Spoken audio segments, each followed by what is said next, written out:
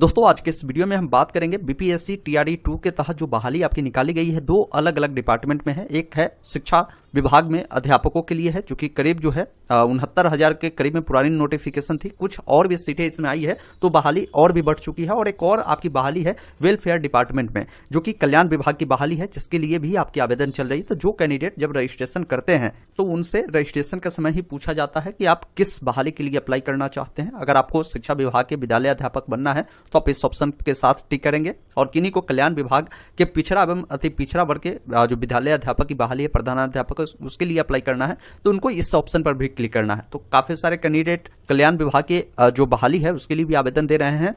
तो आपको समझना होगा कि कल्याण विभाग का फॉर्म कैसे भरना है, कौन कैंडिडेट फॉर्म को भर सकते हैं, क्योंकि इसका क्वालिफिकेशन कुछ अन्य है और इसका क्वालिफिकेशन में कुछ अन्य डिटेल है वो मांगी जाती है। तो इसलिए पहले डिटेल को आपको समझना बेहद जरूरी है। हम इस वीडियो में प्रॉपर कल्याण विभाग की बहाली के बारे में बात करेंगे। नोटिफिकेशन की बात करें तो पुराने जो नोटिफिकेशन थे जिसमें एजुकेशन डिपार्टमेंट की बहाली है 69,706 पद है, और वही बात करें जो कि कल्याण विभाग की बहाली की तो 906 पदों पर बहाली है। तो आप रजिस्ट्रेशन के समय इस ऑप्शन को अगर आप टिक करेंगे तभी आप लॉगिन करेंगे तो आपको ये ऑप्शन देखने को मिलेगा, वेलफेयर डिपार्टमेंट एप्लीकेशन फॉर्म। इसका फॉर्म आपको कुछ अलग भरना है, इसका अलग भरना है। पहले आप जिनका भी चाहे फॉर्म भरना उनको भर सकते हैं, लेकिन दोनों अलग अलग आपको भरना होगा। इन बातों को ध्यान रखिएगा। तो इसके रिगार्डिंग एजुकेशन डिपार्टमेंट पे ऑलरेडी हमने वीडियो प्रॉपर बनाया है, उस वीडियो को देख लीजिएगा, डिस्क्रिप्शन में मिल जाएगा। बाकी इस वीडियो में हम आपको वेलफेयर डिपार्टमेंट के बारे में बता रहे हैं। तो यहाँ पर जो ऑप्शन दिए गए हैं इस ऑप्शन पर आपको क्लिक करना होगा। आपके सामने इसका एप्लीकेशन फॉर्म खुलेगा। इस वाले पेज में कुछ आप छेड़छाड़ नहीं कर सकते, आपको सिंपली नेक्स्ट वाले विकल्प पर आपको क्लिक करना है।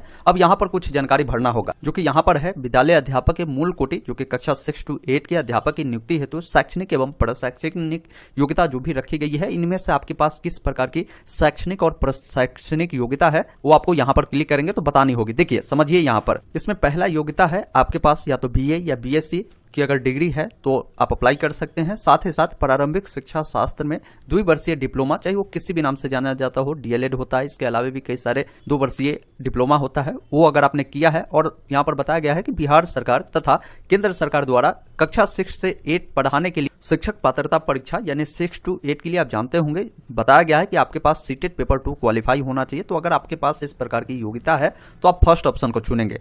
अब दूसरा क्वालिफिकेशन दिया गया है कि न्यूनतम 50% अंकों के साथ बीए, बीएससी एवं शिक्षा शास्त्र में वर्षीय स्नातक बोला गया है, और ब्रैकेट में बीएड, मतलब कि 1 वर्ष वाला अगर आपने बीएड किया है और बीए बीएससी से अगर आपने स्नातक किया है तो आप इसके लिए अप्लाई कर सकते हैं। साथ ही साथ इसमें भी आपकी जो शिक्षक पात्रता परीक्षा होता है सीटेट पेपर 2 आपको उत्तीर्ण होना जरूरी है, तो आप इस ऑप्शन को चुन सकते हैं। इनमें से जो आपके पास योग्यता हो आप उससे ही चुनिएगा। उसके अलावा देखिए तीसरा बताया गया कि न्यूनतम 45% अंकों के साथ बीए, बीएससी एवं शिक्षा शास्त्र में 1 वर्षीय जो है आपका बीएड होना चाहिए, जो इस संबंध में समय समय पर जारी राष्ट्रीय अध्यापक शिक्षा परिषद के अनुसार प्राप्त किया हो। और यहाँ पर आपके पास शिक्षक पात्रता परीक्षा सीटेट पेपर 2 भी आप उत्तीर्ण होना जरूरी है, तो आप इस ऑप्शन के साथ जा सकते हैं। अगला ऑप्शन है कि न्यूनतम 50% अंकों के साथ अगर आपने 12वीं पास किया है, साथ ही साथ आपने 4 वर्षीय प्रारंभिक शिक्षा शास्त्र में स्नातक बीएलएड अगर आपने किया है तो भी आप इसके लिए अप्लाई कर सकते हैं, और सीटेट पेपर 2 आपका जो है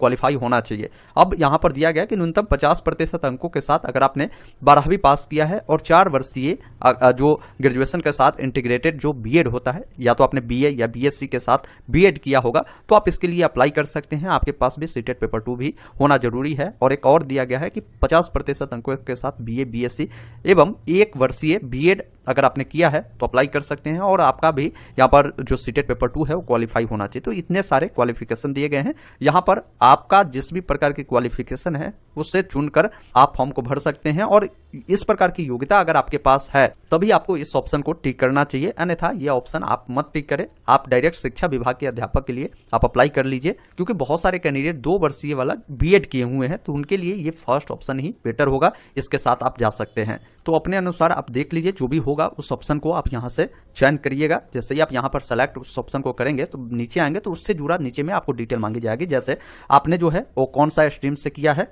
आपने कब उत्तीर्ण किया है वो साल बताएंगे, आपके इंस्टीट्यूट का क्या नाम है, बोर्ड का या यूनिवर्सिटी का क्या नाम है, कितने नंबर आपको मिले हैं, कुल कितने का एग्जाम हुआ था, क्या परसेंटेज था, वो देखने को मिलेगा। अब यहाँ पर बोला गया है कि अपलोड ग्रेजुएशन या इक्विवेलेंट डॉक्यूमेंट, मतलब ये जो डिटेल आपने दिया है उससे जुड़ा जो डॉक्यूमेंट है आपके पास ग्रेजुएशन का, उसे अपलोड करें। तो यहाँ पर आप कोशिश करें, अगर आपके पास सर्टिफिकेट है तो सर्टिफिकेट भी लगा सकते हैं, नहीं है तो आप मार्कशीट को आप यहाँ पर अपलोड कर सकते हैं, कहीं कोई दिक्कत नहीं होगी। इसका साइज 100 KB में होना जरूरी है, इन बातों को ध्यान रखिएगा। तो यहाँ से अपलोड करने के बाद आप एक बार यहाँ से व्यू पर क्लिक कर अपनी डॉक्यूमेंट को जरूर व्यू कर ले, चेक कर ले कि वो सही में वही डॉक्यूमेंट है या नहीं है। फिर आपके पास जो नीचे क्वालिफिकेशन बताए गए हैं, अगर आपने 1 वर्षीय बीएड किया होगा तो 1 वर्षीय बीएड के बारे में बताया गया कि स्ट्रीम बताइए या सब्जेक्ट भी बता सकते हैं, उनका पासिंग ईयर बताएंगे, इंस्टीट्यूट का नाम, बोर्ड या यूनिवर्सिटी का नाम, कितना नंबर मिला है, कुल कितने का हुआ था, क्या परसेंटेज था, और उसका जो भी सर्टिफिकेट या मार्कशीट होगा उसे आप यहाँ पर अपलोड करेंगे। वही कोई कैंडिडेट अगर 2 वर्षीय डिप्लोमा किया होगा तो उनको अलग ऑप्शन मिलेगा, जैसे ग्रेजुएशन की जानकारी भरने के बाद नीचे में प्रारंभिक शिक्षा में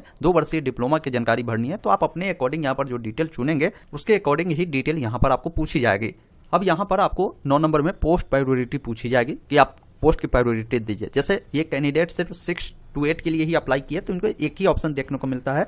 कोई कैंडिडेट अगर मान लीजिए 9, 10, 11, 12 तीनों के लिए चुनते हैं तो तीनों का ऑप्शन मिलेगा, तो आप यहाँ पर 1, 2, 3 ऐसे करके आप यहाँ पर प्रेफरेंस उससे दे सकते हैं। अगर आपके पास एक ही ऑप्शन है, आपने एक ही कक्षाओं के लिए अप्लाई किया 6 to 8 के लिए ही, तो आप वहाँ पर 1 ही डालेंगे, वैल्यू के तौर पर 1 डालेंगे, या आपने 9, 10 के लिए किया हो, 11, 12 के लिए किया हो तो 1 डालेंगे। अगर आपने 3 ऑप्शन दिया तो फर्स्ट, सेकंड, थर्ड के रूप में इससे डाल सकते हैं। उसके बाद एक ऑप्शन यहाँ पर मिलेगा नेक्स्ट का, जिस पर क्लिक करना है। नेक्स्ट करते ही आपके सामने यहाँ पर डिस्ट्रिक्ट चुनने का ऑप्शन आता है। यहाँ पर ध्यान रखेंगे जो भी कैंडिडेट डिस्ट्रिक्ट चुनते हैं, एक बार आप चेक कर ले कि आपके जो डिस्ट्रिक्ट है या जो डिस्ट्रिक्ट आप देना चाहते हैं, जहां आप चाहते हैं कि आपका सिलेक्शन हो, तो वहां पर सीटें कितनी है, इस अकॉर्डिंग भी आप जानकारी को डालेंगे तो बेटर होगा। अपने अकॉर्डिंग देख ले आपको कौन सा डिस्ट्रिक्ट देना है, उससे आप यहां पर डालें। उसके बाद मैट्रिकुलेशन की सर्टिफिकेट नंबर बोली जाती है और इशू डेट बताना है। तो सर्टिफिकेट और मार्कशीट में अंतर होता है। सर्टिफिकेट बोला जा रहा है कि मैट्रिक का सर्टिफिकेट नंबर ही डाले और इशू डेट आप डाले, सर्टिफिकेट के ऊपर में मिल जाएगा और उससे PDF फॉर्मेट में अपलोड करें। यहाँ पर 12 नंबर में बोला गया कि उम्मीदवार का एक शारीरिक पहचान चिन्ह बताइए, उनके शरीर में कोई भी ऐसा निशान हो, चाहे वो कटा का हो, जला का हो,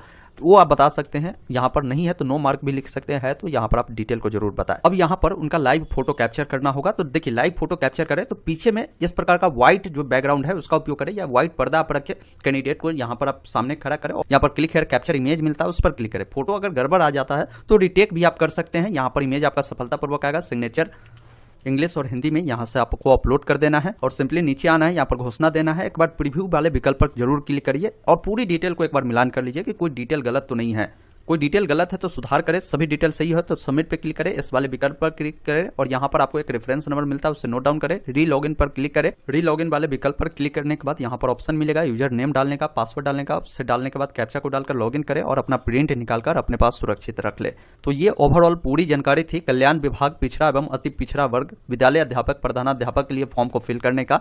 मैंने कंप्लीट प्रोसेस आपको इस वीडियो में लाइव बताने की कोशिश किया ताकि आप पूरी जानकारी को समझ पाए और कैसे फॉर्म को भरना वो भी आप क्लियर हो पाए। वीडियो अगर आपको पसंद आया हो तो इसे लाइक शेयर जरूर कर दे और चैनल पे नए हैं तो सब्सक्राइब करें इस प्रकार की लगातार अपडेट के लिए। वीडियो देखने के लिए बहुत बहुत धन्यवाद।